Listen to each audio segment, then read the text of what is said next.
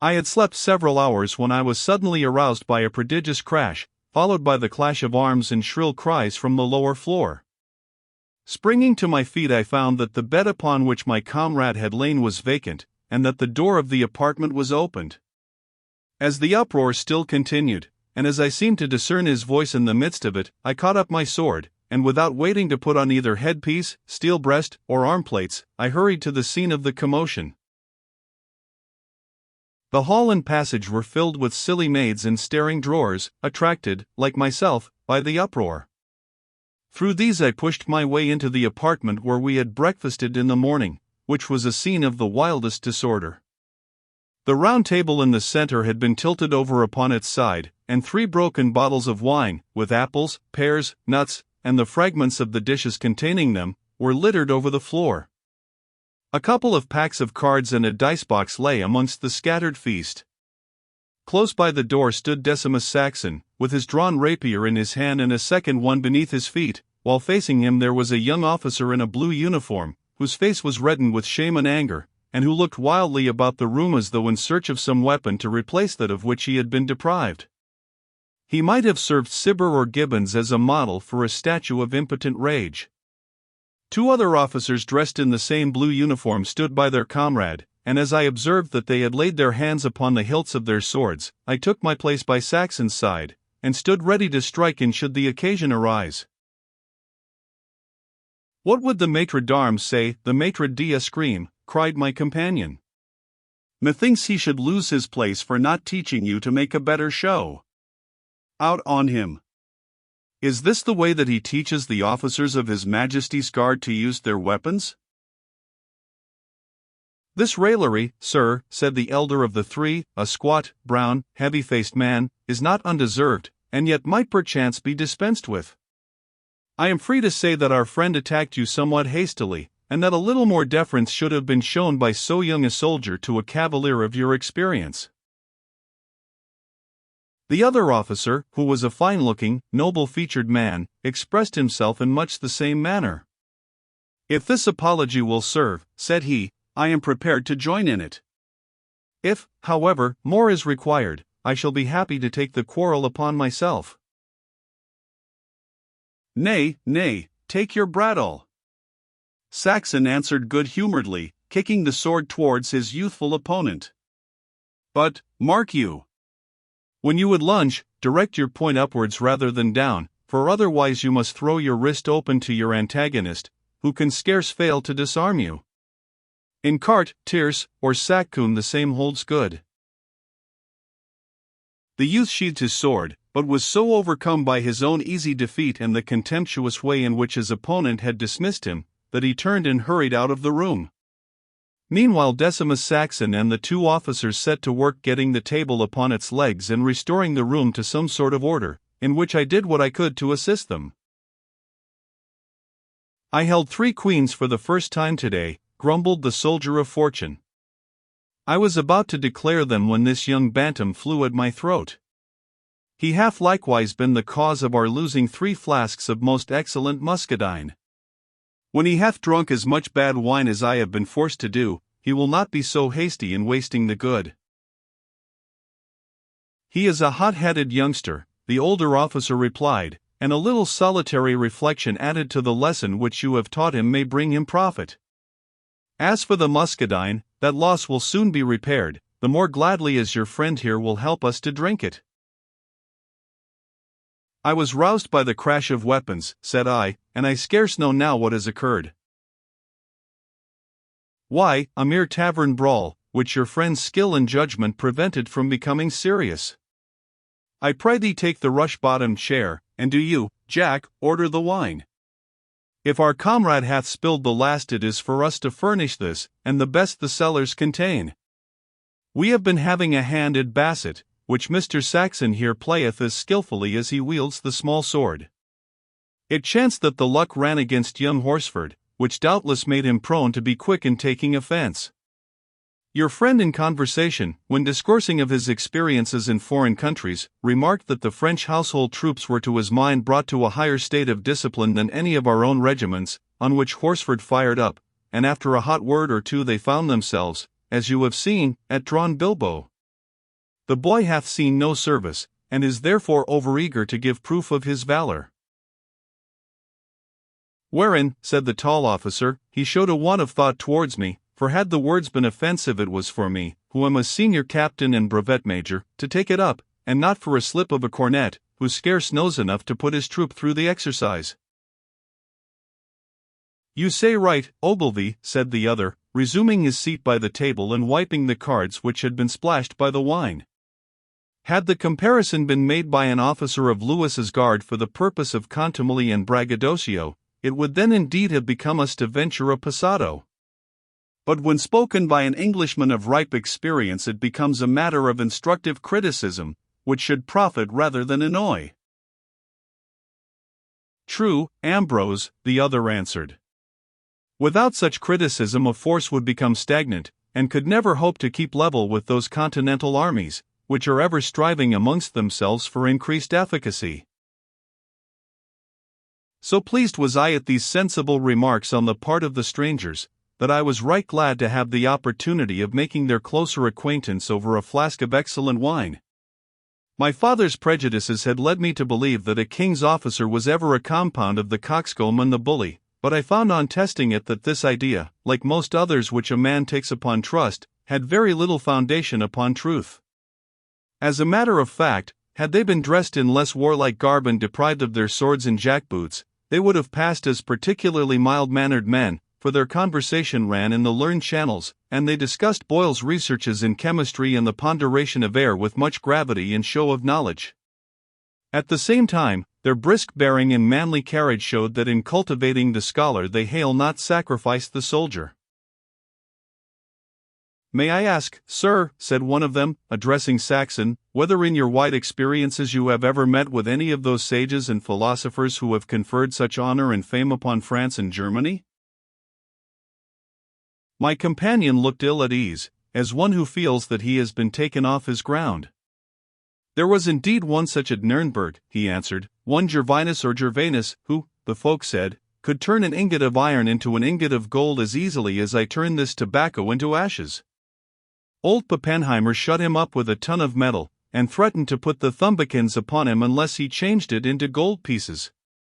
I can vouch for it that there was not a yellow boy there, for I was captain of the guard and searched the whole dungeon through. To my sorrow I say it, for I had myself added a small iron brazier to the heap, thinking that if there should be any such change it would be as well that I should have some small share in the experiment. Alchemy, transmutation of metals, and the like have been set aside by true science, remarked the taller officer. Even old Sir Thomas Browne of Norwich, who is ever ready to plead the cause of the ancients, can find nothing to say in favor of it. From Trismegistus downwards through Albertus Magnus, Aquinas, Raymond Lullius, Basil Valentine, Paracelsus, and the rest, there is not one who has left more than a cloud of words behind him. Nor did the rogue I mention, said Saxon. There was another, Van Helstatt, who was a man of learning, and cast horoscopes in consideration of some small fee or honorarium. I have never met so wise a man, for he would talk of the planets and constellations as though he kept them all in his own backyard. He made no more of a comet than if it were a moldy China orange, and he explained their nature to us, saying that they were but common stars which had had a hole knocked in them, so that their insides or viscera protruded. He was indeed a philosopher. And did you ever put his skill to the test? Asked one of the officers, with a smile. Not I, forsooth, for I have ever kept myself clear of black magic or diablerie of the sort.